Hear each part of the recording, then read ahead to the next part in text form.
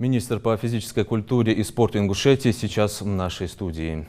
Али Исаевич, ассаламу алейкум, машаллах. Алейкум салам, машаллах. Али Исаевич, как глава республики обозначил для вас ряд задач, в том числе и касаемо строительства спортивных объектов. Как вы считаете, вы справитесь с этим поручением? Ну, в рамках национального проекта «Спорт. Норма жизни» в этом году у нас предусмотрено строительство физкультурно-оздоровительного комплекса с 25-метровым плавательным бассейном в городе Сунжа. Объект строится, заказчиком у нас является Министерство строительства республики. Все работы идут полным ходом в соответствии с графиком. 40% готовность объекта, и к концу года мы планируем завершить строительство этого объекта, ввести объект в эксплуатацию, и чтобы наши дети, спортсмены, не только жители города Сунжа, но и близлежащих поселений могли полноценно пользоваться этими площадками и оттачивать свое мастерство. Вы знаете, что тот старый ФОК, который не соответствовал никаким требованиям, был по поручению главы демонтирован, и взамен этого сегодня при активной поддержке главы республики нам выделили федеральные средства опять же, повторюсь, в рамках национального проекта «Спорт. Норма жизни». И сегодня мы строим и к концу года получим современный, скажем, в лучшем качестве спортивный объект, где действительно будет и в разной дисциплине, не только единоборство, но и игровые виды спорта. Помимо этого объекта в Сунже, какие еще спортивные объекты строятся в республике на сегодняшний день? Также в рамках нас проекта «Спорт. Норма жизни» в сельском поселении Барсуки будет возведен спортивный объект. Он будет чуть меньше, чем в городе Сунже, то есть это будет 36 на 18 с игровым залом. Объект будет переходящим, и в этом году начало строительства планируется в этом году, и завершение объекта до конца 2024 года все работы будут завершены. Это будет тоже подарок жителям, так как в поселении нет вообще никакой, не развита вообще никакая спортивная инфраструктура.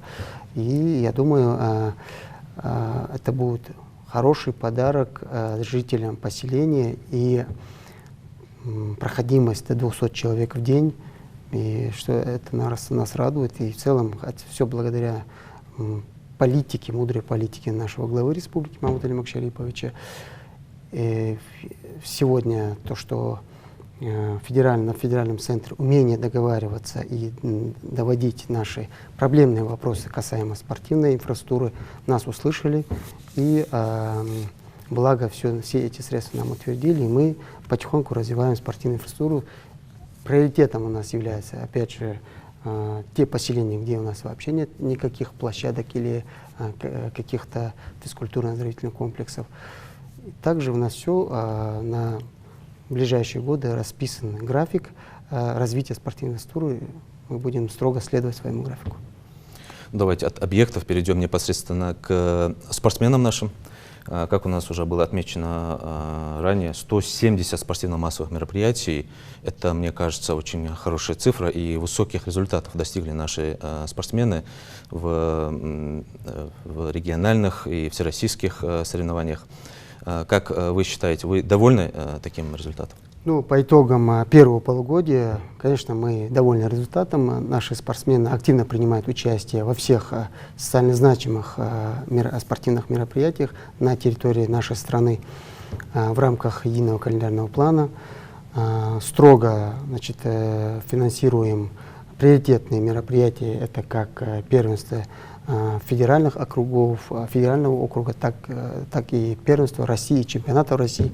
У нас еще впереди очень значимые мероприятия до конца года, как в олимпийских дисциплинах, так и не в олимпийских дисциплинах. По итогам первого полугодия наши спортсмены завоевали 28 золотых, более 30 серебряных, а также более 40 бронзовых медалей.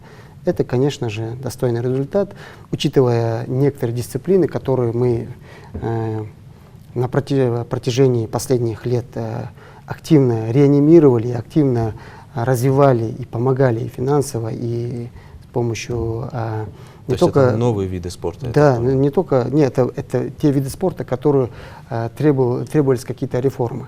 Мы их провели, и сегодня эта реформа дает результат. Это такие дисциплины, как и бокс, и, скажем, и вольная борьба, то есть часть это дисциплины спортивной борьбы. То есть сегодня работают специалисты с нашими детьми, и убежден, что когда нам все европейские мировые состязания нам разрешат участие наших спортсменов, наши спортсмены активно будут участвовать и представлять нашу страну. Вот если привести аналогию с 2020, 2021 годом, 2022, есть ли у нас вот эта динамика положительная, наблюдается она? Безусловно, были сложности. За последние 3 года кардинально изменилась ситуация, потому что это при активной поддержке, опять же, руководства республики в лице Мамата Алимака Шариповича, то, что именно по финансированию у нас ни одно мероприятие не осталось не профинансированным. То есть все социально значимые мероприятия мы профинансировали в полном объеме и продолжаем эту работу. Дальше уже более плановый переход на следующий год и ближайшие годы. То есть эта работа будет только увеличиваться. То есть эту работу мы будем наращивать. Особенно у нас серьезные результаты появились в смешанных единоборствах. Это не олимпийская дисциплина. Именно в любительском союз ММА, любительский вид спорта, где нашим ребятам присваиваются и разряды, и то есть какие-то звания. Убежден, что с финансированием в дальнейшем у нас уже не будет таких проблем, которые у нас было 4 года назад, 5 лет назад. Потому что мы наладили эту систему и работаем строго в соответствии со своим регламентом. Поэтому у нас все получается. Согласно вашему отчету за первое полугодие, во Дворце спорта открыли бассейн. Это должно, насколько я знаю, должно улучшить, да, и количество занимающихся этим видом спорта. Каких результатов здесь вы ожидаете? Вы знаете, объект простаивал, и благодаря, опять же, поддержке главы республики нам удалось запустить этот объект. Сегодня он функционирует. Он находится на территории, вы правильно заметили, Дворца спорта. Сегодня расписано в рамках расписания у нас не только мужская половина населения могут пользоваться этим объектом, но также и женская половина нашего населения. То есть и люди с ограниченными возможностями здоровья, и дети. То есть там есть прекрасные инструкторы, как и для женской половины, так и для мужской половины, которые обучат, как правильно плавать, и плавание — это базовый вид спорта всех видов спорта, можно сказать, как и гимнастика. То есть как и в любительском плане, так и в профессиональном плане? Безусловно, у нас есть прекрасная федерация плавания республики, где наши дети сегодня принимают активное участие во всех всероссийских мероприятиях по плаванию и завоевывают, действительно, на удивление завоевывают серьезные результаты. И убежден, что также спустя какое-то время у нас в сборной команды страны будут свои участники, то есть наши выходцы из нашего региона. В Малгобеке, по-моему, тоже открыли ФОК «Долгострой», да? Совершенно верно. Это, опять же, после того, как было проведено ряд совещаний и вмешательство, опять же, руководства республики, удалось все-таки запустить огромный спортивный объект. Он был построен по линии Роснефти.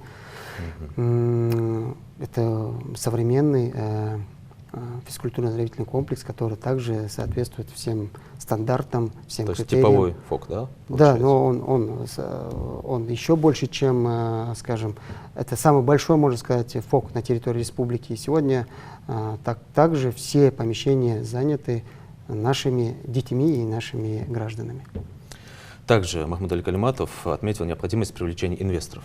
Как это будет происходить? Есть ли какие-то задумки? Вы знаете, мы вернули веру людей по отношению к нашей работе.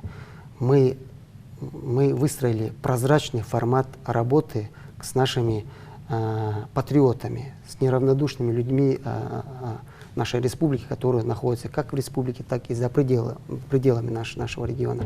И сегодня они активно включились в работу по поддержке базовых дисциплин и тех дисциплин, которые имеют у нас свою серьезную аудиторию. Поэтому хочу их поблагодарить, этих людей, потому что их поддержка, она безмерна, она бесценна. И мы сегодня синхронизировали вот эту поддержку с бюджетом, который нам утвердило руководство республики, поэтому мы видим такие хорошие результаты. Ну что ж, Алий Исаевич, на этом все. Благодарю вас за визит в нашу студию. Желаю вам успехов в вашей работе. Вы достигли хороших результатов и будем надеяться, что вы и дальше будете держать планку. Башкал.